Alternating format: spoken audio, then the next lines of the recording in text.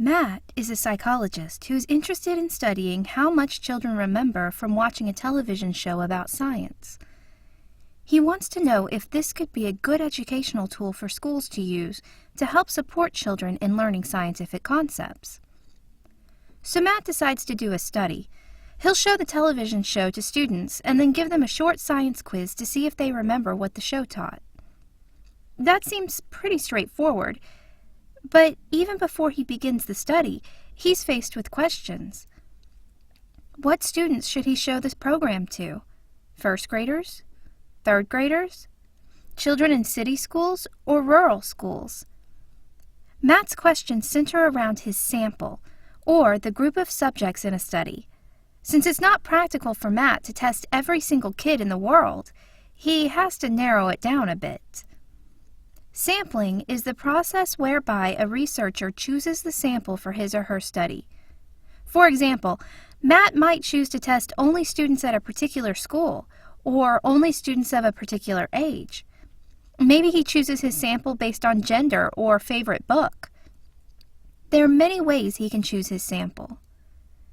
Let's look closer at the relationship between samples, populations, and generalizability of results. Okay, so Matt wants to know how much children remember from the television show. If he's really interested in studying how much all children from around the world remember, that's a lot of children, and, as we mentioned before, he has to narrow it down a bit.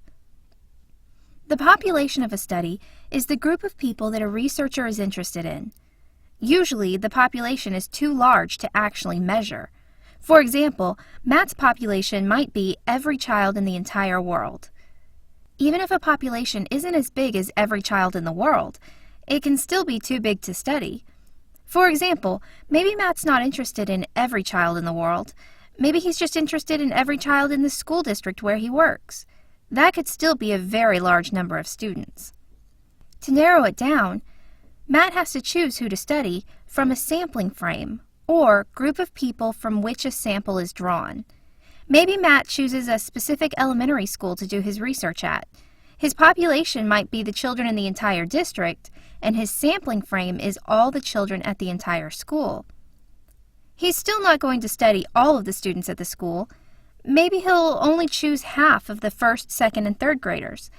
His sample is only a portion of his sampling frame, just like his sampling frame is just a portion of his population. The point of Matt's study, just like the point of all studies, is for the things he observes in his sample to say something about the population at large. Matt wants to be able to say that all of the first, second, and third grade students in the district will behave the same way that the ones in his sample do. In that way, the main goal of sampling is to choose a sample that represents the population well. If Matt only chooses blue-eyed children to study, but most students in the district are brown-eyed, then his sample doesn't represent the population well.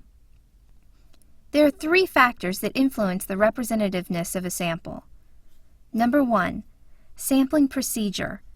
There are many different ways to choose a sample, and some are better than others. If Matt purposely chooses only the smartest kids in the school, his sample will not represent the population.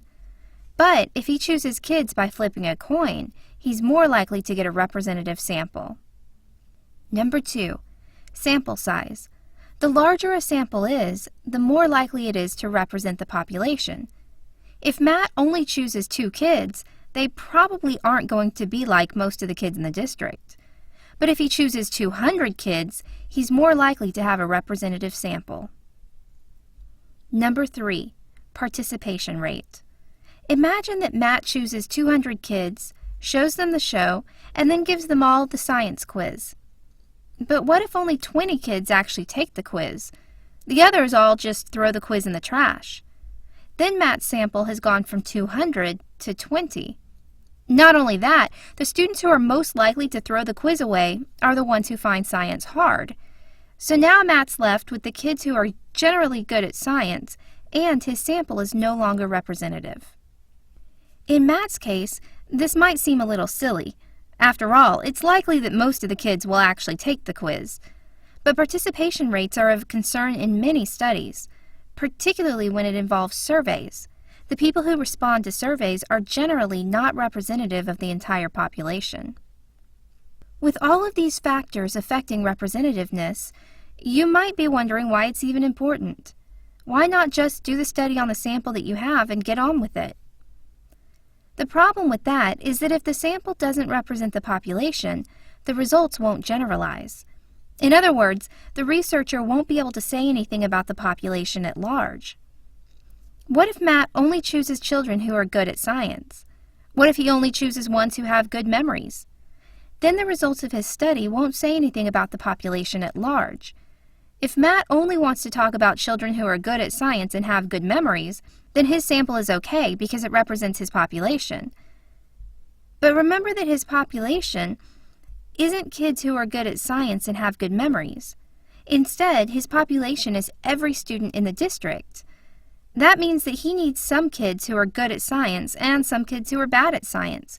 He needs some kids who have good memories and some who can't remember anything. Having a sample that represents the population is important because otherwise the results will not generalize well beyond the sample. And since the point of research is to generalize to the population at large, most researchers are very focused on trying to get a sample that adequately represents their population of interest. The sample of a study is the group of subjects in the study. A sample is chosen through sampling, which is the process of choosing a sample from a sampling frame, which is part of a population. It's very important for a sample to represent the population so that the results of the study can be generalized beyond the world of the study. But there are three factors that can affect sample representativeness: sampling procedure, sample size, and participation rate.